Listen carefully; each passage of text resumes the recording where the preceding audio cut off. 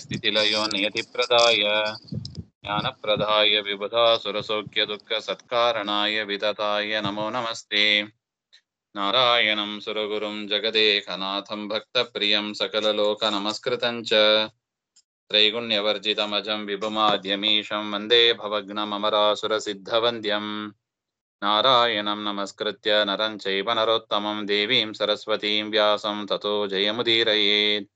ಕೃಷ್ಣಾಯ ವಾಸುದೇವಾಯ ಹರೇ ಪರಮಾತ್ಮನೇ ಪ್ರಣತಃ ಕ್ಲೇಶನಾಶಾಯ ಗೋವಿಂದಾಯ ನಮೋ ನಮಃ. ಶ್ರೀ ಗುರುಭ್ಯೋ ನಮಃ. ಮಹಾಭಾರತ ತಾತ್ಪರ್ಯ ನಿರ್ಣಯ 26ನೇ ಅಧ್ಯಾಯದಲ್ಲಿ 81ನೇ ಶ್ಲೋಕ. ಸೋದೃಶ್ಯ ರೂಪೋ ಅನುಚರಾನ ಪೀಡಯತ್ ಭೀಮಸ್ಯ ತದ್ವೀಕ್ಷ್ಯ ಚುಕೋಪ ಮಾರುತಿಃ ಅಸ್ತ್ರಜ್ಞತಾಮಾತ್ಮನಿ ಕೇಶವಾಜ್ಞೆಯ ಸಂದರ್ಶಯನ್ನಾಗತ ಧರ್ಮ ಸಂಕಟಃ.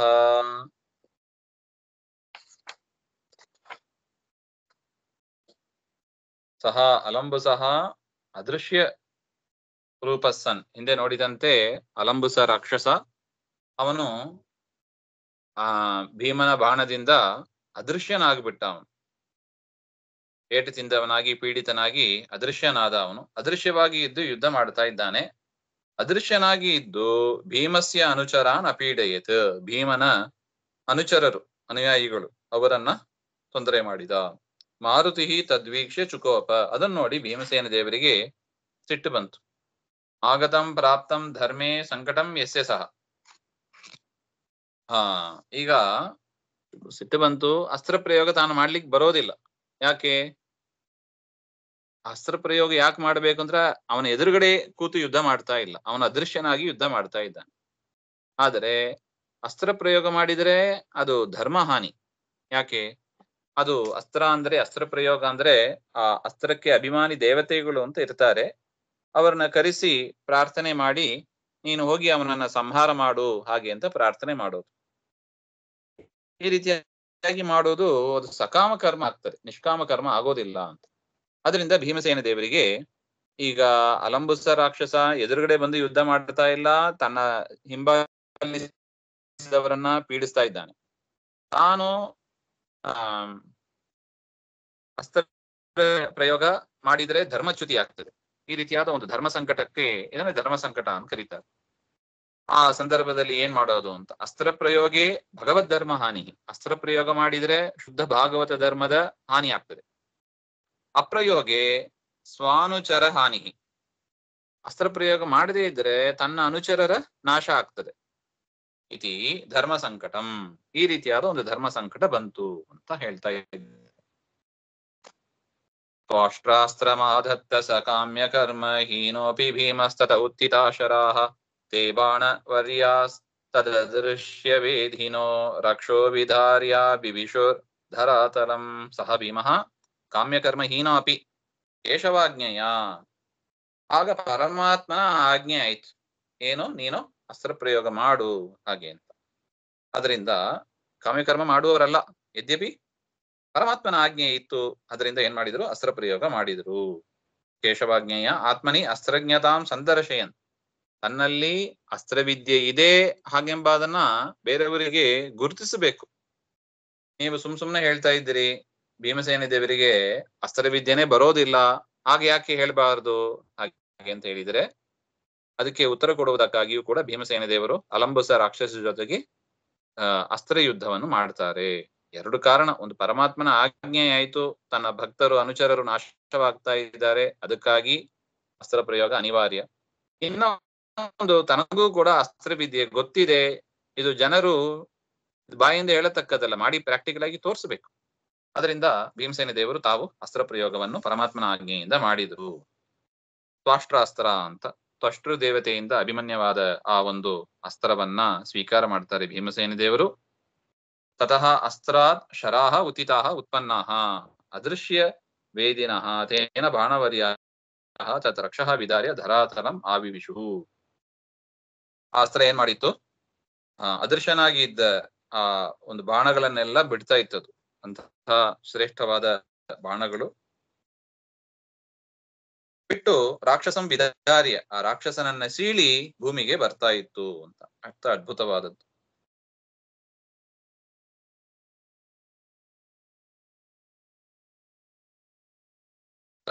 ತದ್ಧನ್ಯಮಾನಂ ಪ್ರವಿಹಾಯ ಭೀಮಂ ಅಪಾದ್ರವತ್ ದೂರತರಂ ಸುಭೀತಂ ತತಸ್ತು ಭೀಮೋ ದ್ವಿಷತಾಂ ವರೂಥಿನಿ ವಿದ್ರಾವಯಾಮಾಸ ಶರೈಸು ಮುಕ್ತೈಃ. ಈ ರೀತಿಯಾಗಿ ಅಲಂಬುಸ ರಾಕ್ಷಸ ಆ ತ್ವಾಷ್ಟ್ರ ಅಸ್ತ್ರದಿಂದ ಅವನು ಕೆಳಗೆ ಬಿದ್ದು ಸತ್ತೋಗ್ತಾನೆ. ಈ ರೀತಿಯಾಗಿ ಅವನು ಸತ್ತ ಮೇಲೆ ಅನ್ಯಮಾನಂ ಸತ್ ಸುಭೀತಂ ತದ್ ಭೀಮಂ ಪ್ರವಿಹಾಯ ದೂರತರಂ ಅಪಾದ್ರವ,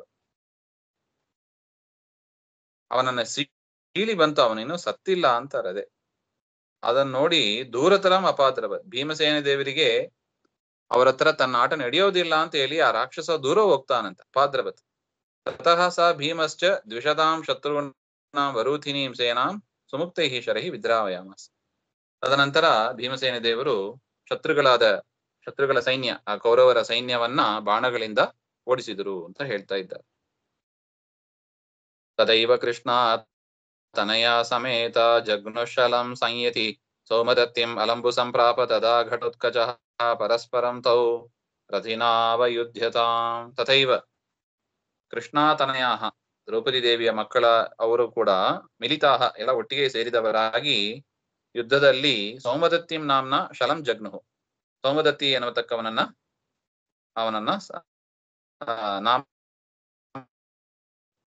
ಅವನನ್ನು ಕೂಡ ಗೆದ್ದರು ಅಂತ ಹೇಳ್ತಾ ಇದ್ದಾರೆ. ತದಾ ಘಟೋತ್ಕಚ ಅಲಂಬುಸಂ ಪ್ರಾಪ, ಹಾಗೆ ಘಟೋತ್ಕಚ ಅಲಂಬುಸನ ಹತ್ರ ಬರ್ತಾನೆ. ಇಬ್ರು ರಾಕ್ಷಸರೇ, ಒಬ್ಬ ಒಳ್ಳೆ ರಾಕ್ಷಸ, ಒಬ್ಬ ಕೆಟ್ಟ ರಾಕ್ಷಸ. ತೌ ರಾಕ್ಷಸೌ ರಥಿನೌ ಪರಸ್ಪರಂ ಅಯುಧ್ಯತಾಂ, ಅವರು ರಥದಲ್ಲಿ ಕುಳಿತವರಾಗಿ ಪರಸ್ಪರ ಯುದ್ಧ ಮಾಡಿಕೊಂಡ್ರು ಅಂತ ಹೇಳ್ತಾರೆ. ಘಟೋತ್ಕಚಸ್ಥಂ ವಿರಥಂ ವಿಹಾಯ ಕಸ್ಥಂ ಸ್ವಸ್ಥಂ ಸ್ವ ಏವಾಭಿಯೋಧ ಸಂಸ್ಥಿತಃ ತತಸ್ತು ತಂ ಭೀಮ ಸುತೋ ನಿಗೃಹ್ಯ ನಿಪಾತ್ಯ ಭೂಮೌ ಪ್ರದದೌ ಪ್ರಹಾರಂ. ಕಸ್ಥಂ ಅದು ಸ್ವಸ್ಥಂ ಕಸ್ಥಂ ಅದು. ಘಟೋತ್ಕಜ ತಮ್ಮ ಅಲಂಬುಸಂ ವಿರಥಂ ವಿಧಾಯ, ಘಟೋತ್ಕಜ ಅಲಂಬುಸನ ರಥವನ್ನೆಲ್ಲ ಧ್ವಂಸ ಮಾಡಿ, ಕಸ್ತಂ ಅಂದ್ರೆ ಆಕಾಶದಲ್ಲಿ ಇರತಕ್ಕ ಅಲಂಬುಸನನ್ನು ಆಕಾಶೇವ ಸಂಸ್ಥಿತಃ ಸನ್ ಅಭಿಯೋಧ, ರಥ ನಾಶ ಆದಾಗ ಅಲಂಬುಸ ರಾಕ್ಷಸ ಆಕಾಶಕ್ಕೆ ಹಾರಿ ಹೋಗ್ತಾನೆ. ಆಗ ಘಟೋತ್ಕಚನು ಕೂಡ ಆಕಾಶಕ್ಕೆ ಹಾರಿ ಹೋಗಿ ಅವರ ಜೊತೆಗೆ ಯುದ್ಧವನ್ನು ಮಾಡ್ತಾನೆ. ತತಃ ಭೀಮಸುತಃ ತಮ್ಮ ಅಲಂಬುಸಂ ನಿಗೃಹ್ಯ, ಆಗ ಅಲಂಬುಸ ಆ ಘಟೋತ್ಕಚ ಅಲಂಬುಸನನ್ನ ಚೆನ್ನಾಗಿ ಹೊಡೆದು ಭೂಮೌ ನಿಪಾತ್ಯ, ಭೂಮಿಯಲ್ಲಿ ಬೀಳಿಸಿ, ಪಾದದಿಂದ ಶಿರಸಿಯೇವ ಪ್ರಹಾರಂ ಪ್ರದತು, ತನ್ನ ಪಾದದಿಂದ ಆ ಅಲಂಬುಸನ ತಲೆಯನ್ನ ಚೆನ್ನಾಗಿ ಕುಟ್ತಾರೆ, ಪುಡಿ ಪುಡಿ ಮಾಡ್ತಾ ಇದ್ದಾರೆ. ಪದಾ ಶಿರಸ್ಯೇವ ಸ ಪಿಷ್ಟಮಸ್ತಕೋ ಮಮಾರ ಮಧ್ಯೆ ಪೃಥಿವೀಪತೀನಾಂ ತಸ್ಮಿನ್ ಹತೆ ಭೈಮಸೇನಿಃ ಕುರುಣಾಂ ವ್ಯದ್ರಾವಯತ್ ರಥವೃಂದಂ ಸಮಂತಾತ್.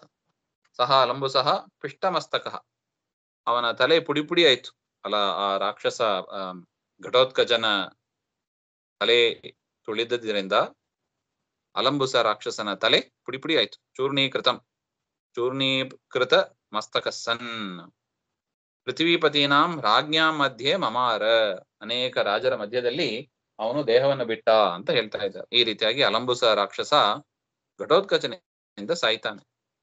ತಸ್ಮಿನ್ ರಾಕ್ಷಸೇ ಹತೆ ಸತಿ, ಆ ಅಲಂಬುಸ ರಾಕ್ಷಸ ಸತ್ತ ಮೇಲೆ ಭೈಮಸೇನಿಹಿ ಅಂದ್ರೆ ಘಟೋತ್ಕಚ, ಭೀಮಸೇನ ದೇವರ ಮಗನಾದ ಘಟೋತ್ಕಚ ಕುರುಣ ಕೌರವಾನಾಂ ರಥವೃಂದಂ ಸಮಂತಾತ್ ವ್ಯದ್ರಾವಯತ್, ಕೌರವರ ಸೈನ್ಯವನ್ನ ದೂರ ಓಡಿಸಿದ್ರು ಅಂತಾರೆ.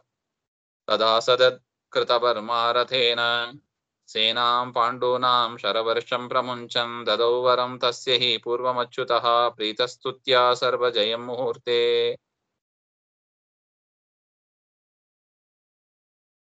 ತದಾ ಕೃತವರ್ಮಃ ಶರವರ್ಷಂ ಪ್ರಮುಂಚನ್ ರಥೇನ ಪಾಂಡೂನಾಂ ಸೇನಾಂ ಆಸದತ್. ಆಗ ಕೃತವರ್ಮ ಅಂತ ಕೌರವರ ಕಡೆಯಲ್ಲಿ ಯುದ್ಧ ಮಾಡ್ತಾ ಇದ್ದ, ಅವನು ಬರ್ತಾನೆ, ಪಾಂಡವರ ಸೈನ್ಯ ಜೊತೆಗೆ ಯುದ್ಧ ಮಾಡ್ಲಿಕ್ಕೆ ಬರ್ತಾನೆ. ಹಿಂದೆ ಏನಾಗಿತ್ತಂದ್ರೆ ಅಚ್ಯುತಃ ಶ್ರೀಕೃಷ್ಣ ತಸ್ಯ ಕೃತವರ್ಮನಃ ಸ್ತುತ್ಯ ಪ್ರೀತಸ್ಸನ್, ಆ ಕೃತವರ್ಮನ ಸ್ತೋತ್ರದಿಂದ ಪ್ರೀತನಾಗಿ ಅರ್ಜುನ ಕೃಷ್ಣ ಅವನಿಗೆ ಒಂದು ವರ ಕೊಟ್ಟಿದ್ದ ಅಂತ. ಆ ಕೃತವರ್ಮನಿಗೆ ಒಂದು ಮುಹೂರ್ತ ಕಾಲ ನೀ ಎಲ್ಲರನ್ನು ಕೂಡ ಜಯಿಸ್ತೀಯಾ ಹಾಗೆ ಅಂತ, ಒಂದು ಮುಹೂರ್ತ ಕಾಲ ಯುದ್ಧದಲ್ಲಿ ನೀನು ಎಲ್ಲರನ್ನು ಗೆಲ್ತೀಯಾ ಹಾಗೆ ಅಂತ ಕೃಷ್ಣ ಆ ಕೃತವರ್ಮನಿಗೆ ವರ ಕೊಟ್ಟಿದ್ದ. ಯುದ್ಧಾರ್ಥಮಾಗತಾನಾಂ ಸರ್ವೇಷಾಂ ಜಯಂ ಜಯರೂಪವರಂ ದದೋಹಿ. ಇದು ಯುದ್ಧ ಸಂದರ್ಭದಲ್ಲೇ ಬಂದಿದ್ದ ಅವನು ಕೃತವರ್ಮ. ಈ ವರವನ್ನ ಕೃಷ್ಣನು ಕೂಡ ಕೊಟ್ಟ ಅಂತ ಹೇಳ್ತಾ ಇದ್ದಾರೆ. ತತೇನ ಪಾಂಚಾಲ ಗಣಾನ್ ವಿಜಿಜ್ಞೆ ಯಮೌ ಚ ಭೀಮಸ್ಯ ಪುರೋಧತಂ ಚ ವಿವ್ಯಾದ ಬಾಣೇನ ಸ ವಾಸುದೇವ ವರಂ ವಿಜಾನನ್ನ ತದಾ ಸಮಭ್ಯಯಾತ್. ಏನ ಕಾರಣೇನ, ಆ ಕಾರಣದಿಂದ ಅಂದ್ರೆ ವರದ ಕಾರಣದಿಂದ, ಕೃಷ್ಣನ ವರ ಆ ಕಾರಣದಿಂದ ಕೃತವರ್ಮನು ಭೀಮಸ್ಯ ಪುರಃ ಅಗ್ರೆ, ಭೀಮನ ಎದುರುಗಡೆ ಪಾಂಚಾಲಗಣಾನ್ ಯಮೌಚ ವಿಜಿಜ್ಞೆ, ಪಾಂಚಾಲ ದೇಶದ ಸೈನ್ಯ ಮತ್ತು ಯಮೌ ಅಂದ್ರೆ ನಕುಲ ಸಹದೇವ ಅಂತ ಅವರನ್ನೆಲ್ಲ ಕೂಡ ಗೆಲ್ತಾನೆ. ಯಾರು? ಆ ಕೃತವರ್ಮ. ಅಥ ಭೀಮ ಬಾಣೇನ ವಿವ್ಯಾಧ, ಆ ಭೀಮಸೇನ ದೇವರ ಮೇಲೆ ಕೂಡ ಬಾಣ ಪ್ರಯೋಗ ಮಾಡ್ತಾ ಇದ್ದಾನೆ. ಸಹ ಭೀಮಃ ತದಾ ತಸ್ಮಿನ್ ಮುಹೂರ್ತೆ ವಾಸುದೇವಂ ವರಂ ವಿಜಾನನ್ನ ಸಮಭ್ಯಯ. ಭೀಮಸೇನ ದೇವರಿಗೆ ಗೊತ್ತು ಈ ಕೃತವರ್ಮನಿಗೆ ಕೃಷ್ಣನ ವರ ಇದೆ ಹಾಗೆ ಅಂತ, ಒಂದು ಮುಹೂರ್ತ ಕಾಲ ಏನ್ ಮಾಡ್ಲಿಕ್ಕೆ ಆಗೋದಿಲ್ಲ, ಕೃಷ್ಣನ ಅನುಗ್ರಹ ಇದೆ ಹಾಗೆ ಅಂತ ಹೇಳಿ ಯುದ್ಧನೇ ಮಾಡ್ಲಿಲ್ಲವಂತೆ, ಸುಮ್ಮನೆ ಇದ್ಬಿಟ್ರು. ನ ಸಮಭ್ಯಯ, ಯುದ್ಧಕ್ಕೆ ಅಂತ ಹೋಗಿಲ್ಲ, ಕೃತವರ್ಮನ ಜೊತೆಗೆ ಯುದ್ಧಕ್ಕೆ ಅಂತ ಹೋಗ್ಲಿಲ್ಲ. ವಿನೈವ ವೃಷ್ಣೀನ್ ವಿಜಯೇ ವರೋ ಯದಮುಷ್ಯತೆ ನಾಸ್ಯ ಹಯಾಂಸ ಸಾತ್ಯಕಿಃ ನಿಹತ್ಯ ಬಾಣೈರತುದತ್ ಸಯಾನಂ ಅನ್ಯತ್ ಸಮಾಸ್ಥಾಯ ತತೋಪಜಗ್ಮಿವಾನ್ ತಂ ಸಾತ್ಯಕಿಃ ಕಥಮಜಯತ್ ಇತ್ಯತಃ. ಆ ಕೃತವರ್ಮನನ್ನ ಸಾತ್ಯಕಿ ಗೆಲ್ತಾನೆ. ಅದು ಹೇಗೆ ಎಂಬ ಅದನ್ನ ಹೇಳ್ತಾ ಇದ್ದಾನೆ. ಯದ್ಯಸ್ಮಾತ್ ವೃಷ್ಣೀನ್ ಯಾದವಾನ್ ವಿನೈವ ವಿಜಯೇ ಸರ್ವ ವಿಜಯೇ ಅಮುಷ್ಯ ವರೋ ದತ್ತಃ.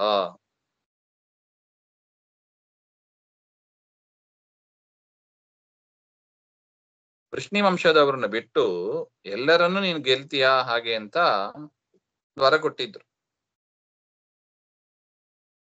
ಅದರಿಂದ ಸಾತ್ಯಕಿ ಕೂಡ ಗೆಲ್ಲಿಕ್ಕಾಯ್ತು ಅಂತ ಹೇಳ್ತಾ ಇದ್ದಾರೆ. ಕೃಷ್ಣ ವರ ಕೊಡುವಾಗ ಯದುವಂಶದವ್ರನ್ನ ಬಿಟ್ಟು ಉಳಿದ ಎಲ್ಲರನ್ನು ಕೂಡ ನೀನು ಒಂದು ಮುಹೂರ್ತ ಕಾಲ ಗೆಲ್ತಿ ಹಾಗೆ ಅಂತ ಕೃತವರ್ಮನಿಗೆ ಕೃಷ್ಣ ವರ ಕೊಟ್ಟಿದ್ದು. ಆದ್ರೆ ಸಾತ್ಯಕಿ ಅವನು ಯದುವಂಶದವ, ವೃಷ್ಣಿ ವಂಶದವ, ಅವನಿಗೆ ಆಗಿಲ್ಲ. ಅದರಿಂದ ಸಾತ್ಯಕಿಯಿಂದ ಗೆಲ್ಲಿಕ್ಕಾಯ್ತು ಅಂತ ಆಚಾರ್ಯರು ನಿರ್ಣಯ ಕೊಡ್ತಾ ಇದ್ದಾರೆ ಇಲ್ಲಿ.